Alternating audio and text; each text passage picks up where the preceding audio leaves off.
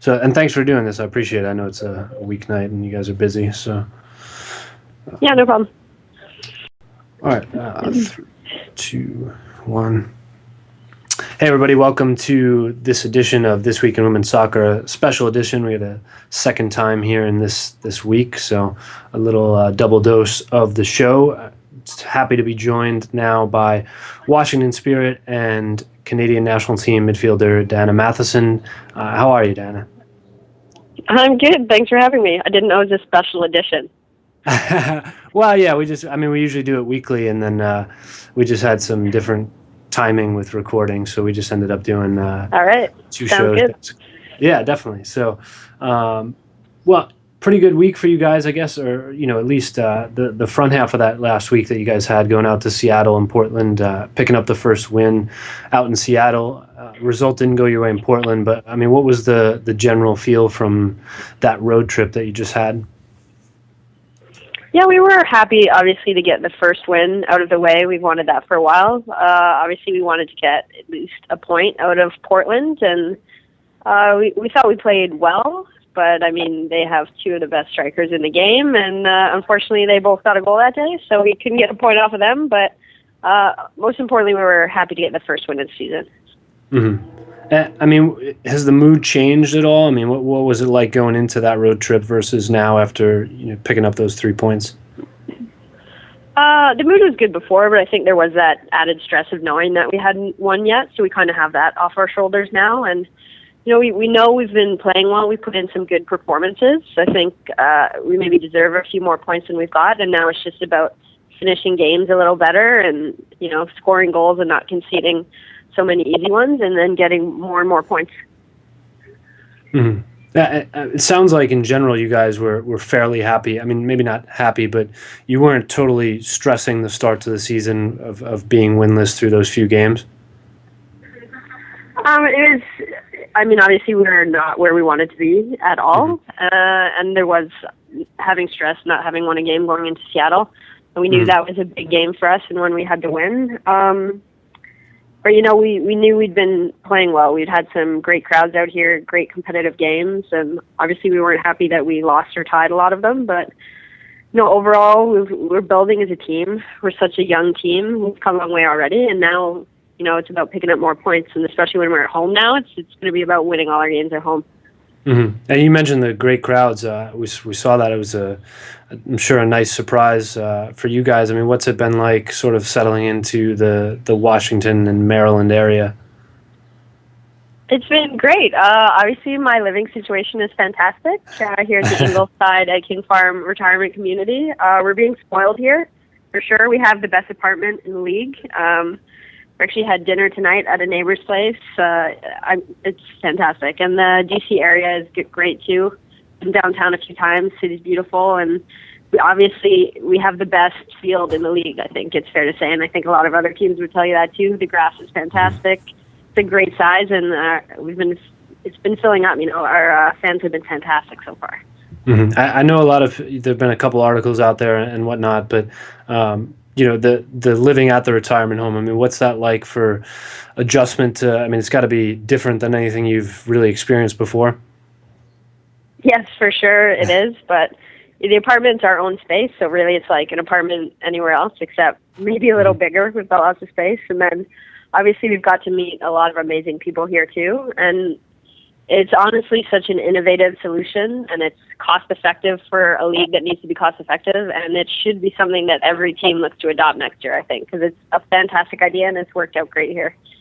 Mm-hmm. Are you converting some folks there into Washington Spirit fans? Yeah, we have 20 tickets to Ingleside every game. They've been sold out early every game. There's a bus that takes them there. They've got a banner that comes to all the games, and I think one home game later in the season they've got 200 tickets for people coming. Wow! All right, so they're supporting you for sure. Yeah. For sure. So I mean, your play, you've been playing very well. From a lot of fellow folks that cover the league that I've spoken with. I mean, everybody's been very impressed with what you've been doing in the midfield.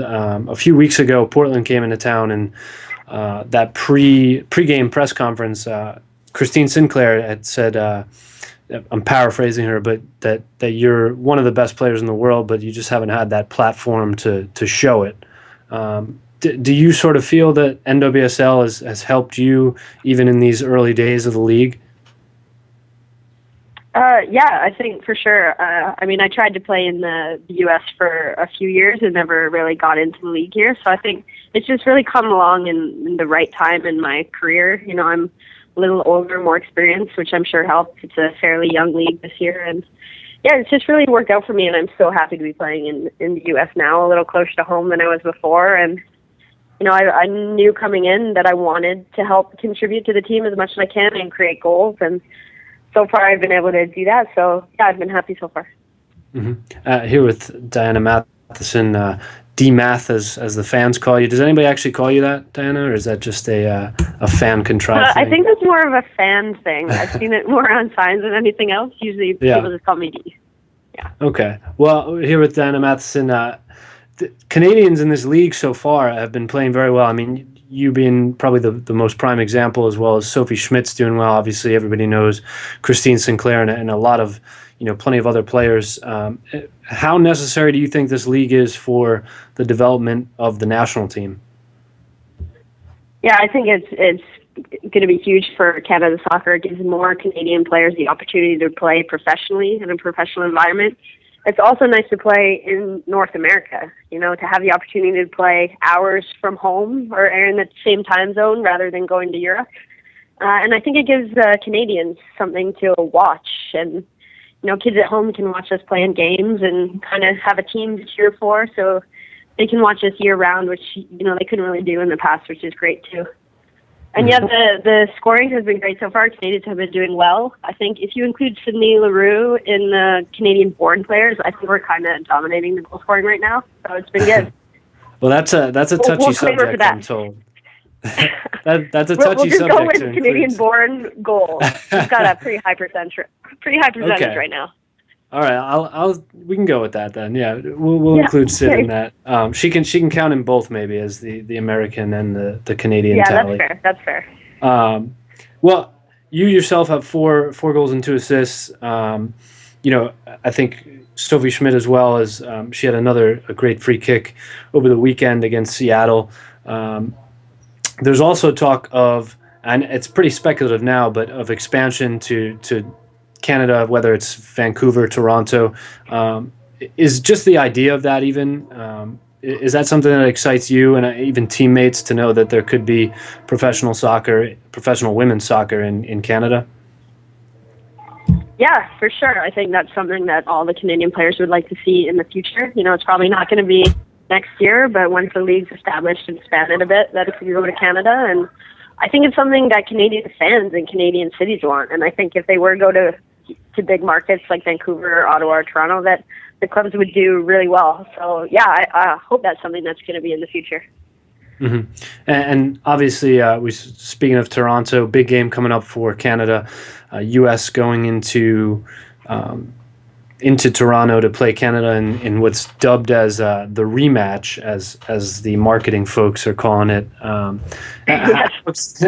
I mean, is that sort of overplaying this a little bit? Is this another friendly? Is that sort of Olympic semi? Is that still sort of hanging in the memory a bit?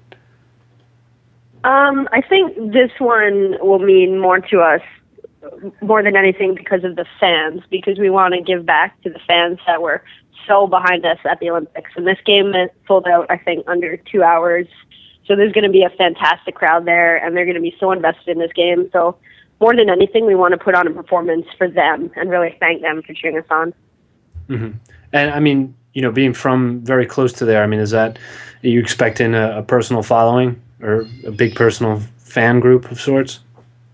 Yeah, I've got a whole bunch of family and friends coming, and then my hometown club, Oakville Soccer Club, usually has a huge contingent at these games, so that's always nice to play at home. Mm-hmm. And I imagine that, I mean, speaking of a potential Toronto, I mean, that has to be exciting to know that there could be a team. I don't know, how close is Toronto to your hometown? Is it? I mean, it's just a hop and a skip, right? Yeah, just like 25 minutes, half an hour drive. Yeah. So, I mean, it must be exciting the idea of that there could be a Toronto team, and whether comes to be or not in the next couple of years? Yeah, that would be great. Like I said, there's, I think, a huge fan base there, so it would be a great opportunity. It would give more Canadians growing up, another place to strive for and to look up to. And yeah, it's nice to play in the U.S. because it's so much closer to home, and it would obviously be even more special to maybe someday play in Canada for a club. You mentioned maybe it might mean more to you guys, rewarding the fans this June 2nd game. That is, where do you think that this? We're calling it the rematch. We call it this large rivalry, and then you also have the elements of playing with these folks. The U.S. and Canadian players playing together now in NWSL. Where do you see this in terms of a rivalry? Is it a heated rivalry? Is it kind of is it a little bit more fan media contrived, do you think? No, I think it's pretty real. At least it is from our end. I think Canada-US is always a rivalry, and I think it has been for us for years. And I think the Olympic semi was just such an amazing game, and I think it took it to a whole new level. So yeah, it'll be interesting to see how this one goes. Kind of what the feel of the game is when we start playing. I think it'll be, like most Canada-US games, it's going to be intense and a battle. Okay. Yeah, that's something I want to ask you with, and we haven't. I'm wondering if maybe the few weeks of this league has sort of warmed folks up to each other, or obviously you put on those separate jerseys and then, you forget about all that, I guess. Yeah, I think as soon as you put on your jersey for your country, it's just a whole different story. And just a bunch of the Canadians have played with U.S. players before, or most of us went down to the NCAA for school and have played with American players. So, you always know people on the other team, but when it comes down to it, when you're playing for your country, it's just a whole different story. Well, June 2nd is that game, USA at Canada in Toronto, BMO Field. It's on ESPN News in the U.S., and I think it's on TSN in Canada. Is that right? I'm not positive. That is a good question. I'm not positive either. I know the U.S. outlet. I'm sorry, I don't know the Canadian outlet. Fair enough. I really should. No, I didn't mean to put you on the spot there. Really, you should be at the stadium. That's the bottom line of that, I guess.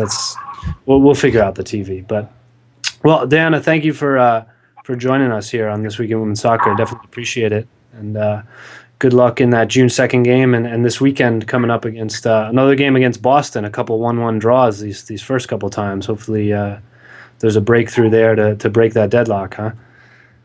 Yeah, we're looking for the win this weekend for sure. All right. Well, thanks again, Diana, and take care and good luck this weekend. Okay, thanks a lot for having me. Thanks.